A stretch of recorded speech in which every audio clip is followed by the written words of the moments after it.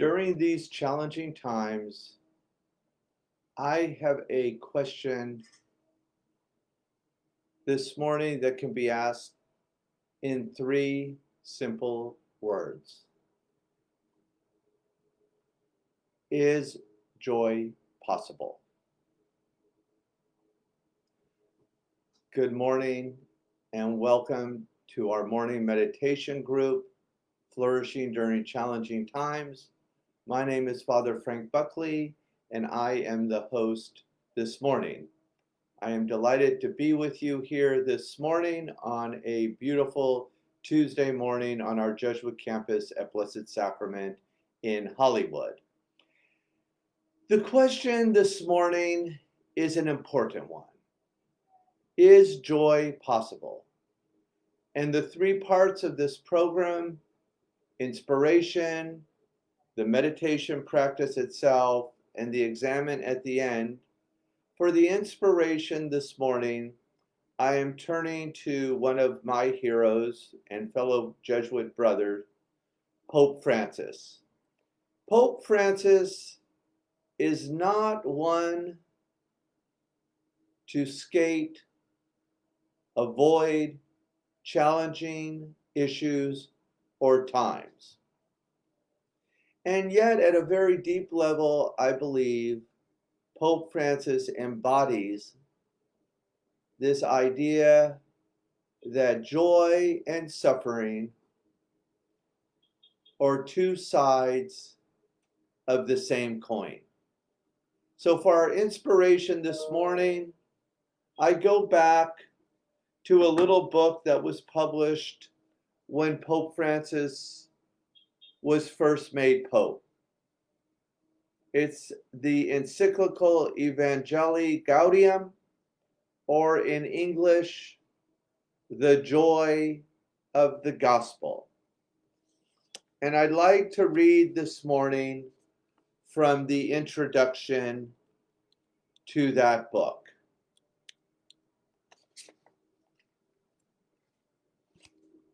Pope Francis says this: joy ever new,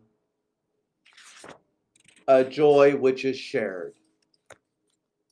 The great danger in today's world, pervaded as it is by consumerism, is the desolation and anguish born of a complacent yet covetous heart, the feverish pursuit of frivolous pleasures, and a blunted conscience. Whenever our interior life becomes caught up in its own interests and concerns, there is no longer room for others. The quiet joy of his love is no longer felt, and the desire to do good fades. This is a very real danger for believers too. Many fall prey to it and end up resentful, angry, listless. There is no way to live a dignified life and fulfilled life. It is not God's will for us, nor is it the life in the Spirit which has its source in the heart of the risen Christ. I invite all Christians everywhere at this very moment to a renewed personal encounter with Jesus Christ, or at least an openness to letting him encounter them. I ask all of you to do this unfailingly each day. No one should think that this invitation is not meant for him or her, since no one is excluded from the joy brought by the Lord. The Lord does not disappoint those who take this risk. Whenever we take a deep step towards Jesus, we come to realize that he is already there, waiting for us with open arms. Now is the time to say to Jesus, Lord, I have let myself be deceived in 1,000 different ways. I have shunned your love. Yet here I am once more to renew my covenant with you. I need you. Save me once again, Lord. Take me once more into your redeeming embrace. And how good it feels to come back to him whenever we are lost. Let me say this once more. God never tires of forgiving us. We are the ones who tire of seeking his mercy. Christ, who told us to forgive one another 70 times 7, has given us his example. He has forgiven us 70 times 7. Time and time again, he bears us on his shoulders. No one can strip us of the dignity bestowed upon us by this boundless and unfailing love. With a tenderness that never disappoints, but is always capable of restoring our joy, he makes it possible for us to lift up our heads and to start anew. Let us not flee from the resurrection of Jesus. Let us not give up, come what will. May nothing inspire us more than his life, which impels us onwards. Amen. Wow. I cannot think of more beautiful words to start our morning practice. Joy, ever new, never failing. God's love for us.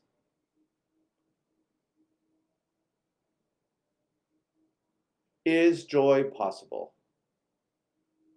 I think we can all agree after hearing Pope Francis's beautiful words, a resounding yes.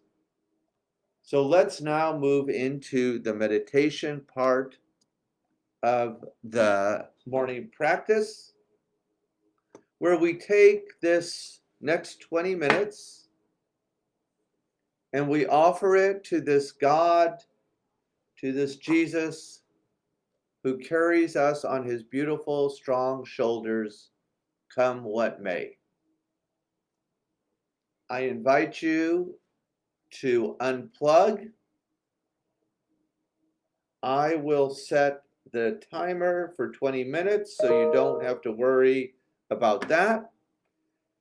I invite you to find a comfortable chair wherever you may be, whether you're on a street in Hollywood, in your apartment, your home, in nature. Just sit down. Turn the gaze inwards. Either close your eyes or 3/4 closed, something that feels safe to you, and we will begin and end with the sound of the bell.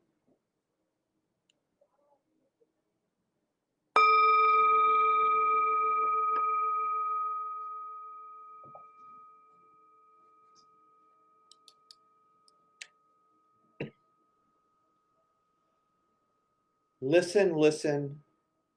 The sound of this beautiful bell returns us to our true home.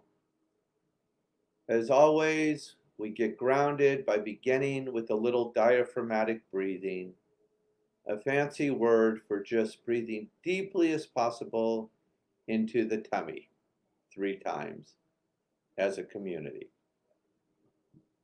In through the nose, out through the mouth. Inhale and exhale. Beautiful. 2 more times. Inhale and exhale. Last time, deeply as possible. Inhale and exhale. Continue to breathe on your own.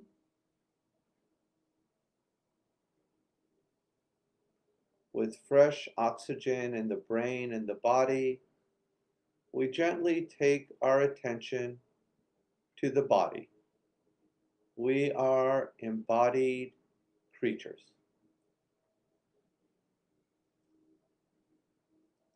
We start with the feet. We feel our feet pressed on to Mother Earth. Know that she may be trusted. And the only thing she asks back from any of us is a little respect and care. We can all do that.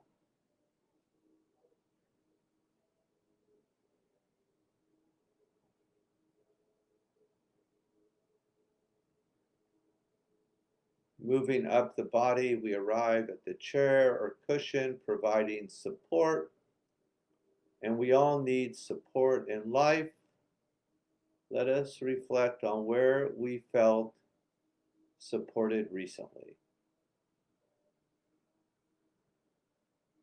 It could be a conversation with a friend, seeing something of beauty, being held by God.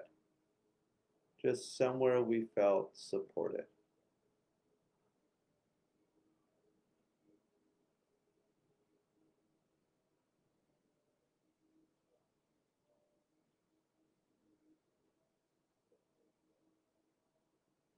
Relax the shoulders.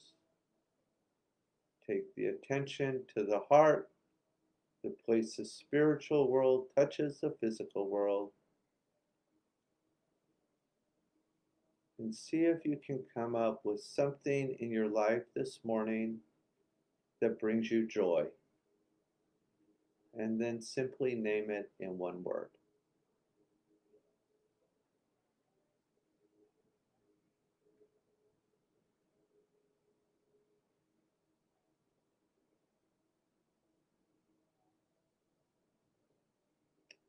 Place that word right smack in the middle of your heart. And as a community, together, let's breathe into that joy one time.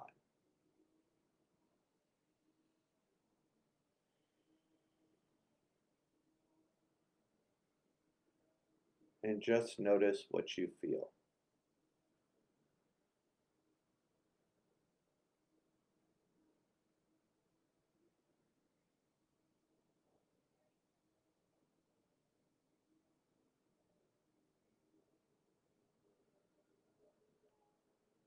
Together, take the attention to the breath. Engage your sacred word. Repeat it 4 or 5 times. And then enjoy a little deep rest. Please continue.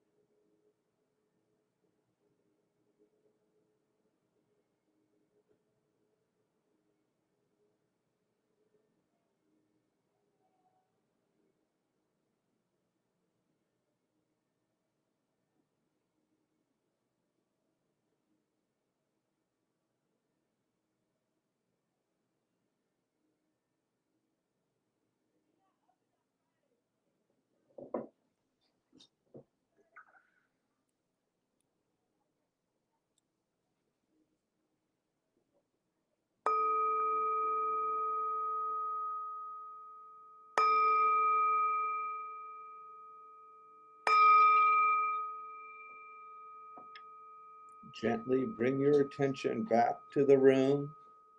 If your eyes were closed, go ahead, open the eyes. You can circle the wrists one way and then the other. Maybe circle the shoulders, just kind of reawakening the body. Wonderful job, everyone. I don't know about you, the first half went by very slowly, but the second half kind of sped up. Just the nature of meditation. Now we'll move into the third part of the program, the Ignatian Jesuit Examine, where we just reflect back over the last 24 hours and notice where we might have missed God or where God came alive for us. So I will kind of share my own little examine with you, and then I invite you as we build a contemplative community throughout the world to just on Facebook, feel free to drop a little note where God kind of came alive for you recently. So for me, as many of you know, today's the day we've all been looking forward to. We are launching the second day of the food pantry in Hollywood. People are hungry in Hollywood. We've been so blessed to have Brother Henry join us, who will be supervisor for that food pantry, which will also be a different time. So it'll be 4 to 7 in the afternoons with regional collaboration from Jesuits all over. LMU has stepped up to the plate. Some of the Mothers Club from Loyola High School are making peanut butter and jelly sandwiches as we speak. Some friends over at Warner Brothers are getting stuff together. So I think it's going to be an amazing event. Brother Henry really is one of those Jesuits who knows how to think outside of the box, and his joy around this project has been nothing less than infectious. Clearly, you can tell I'm really excited about this. So, yeah, it will do two things. It will help people who are living on the streets who are hungry, as well as people who are in housing but recently lost their jobs due to the economic downfall and have no money for food, so they can get a huge grocery bag full of canned goods and food to help get them through these very challenging times. So that was the first thing. The second thing, of course, how much do I love Pope Francis? I hope you got something out of that little inspiration thing. It really rocked my world. It's easy to forget that Jesus forgives us 70 times 7. It's easy when we miss the mark to think we're the only one during this pandemic who is missing the mark. It's easy to forget we can go back to God at any time. It's easy to forget that love is bigger than anything else we might encounter. And Pope Francis just has a way of saying it that doesn't only get into the head, but 12 inches below, it sinks into the heart, and it is absolutely transformative. So I think for the rest of the week, we'll stick with Pope Francis for some inspiration. I hope it's touching you as much as it's touching me. And then the third part, let's see, what else where I saw God come alive has been recently in our little contemplative community here in Hollywood. Um, Several Jesuits have just made contact, have checked in, have talked about how helpful they're finding having a contemplative practice as well. Um, Feel free on Facebook. My friend Jeff Dorr, a Jesuit at Berkeley, is inquisitive to how we all actually found this little contemplative practice. And honestly, I don't know the answer myself. I looked yesterday and there were 100 people on here meditating from around the world, which almost seems unbelievable in my head, but I can actually feel it in my heart. So I am so grateful to all of you for passing the word along, for really helping me get on the mat, sit down, and do this 20 minutes every day. And it has really been one of the most transformative experiences I've had as a Jesuit to be part of this community. So, my gratitude to all of you for showing up, because without you, this would never, ever be possible. So, happy Tuesday. I'm a big believer in the power of prayer. Let's all storm heaven with prayers that this food pantry that's beginning today just blows up into something even more unbelievable. God bless you and have a beautiful day.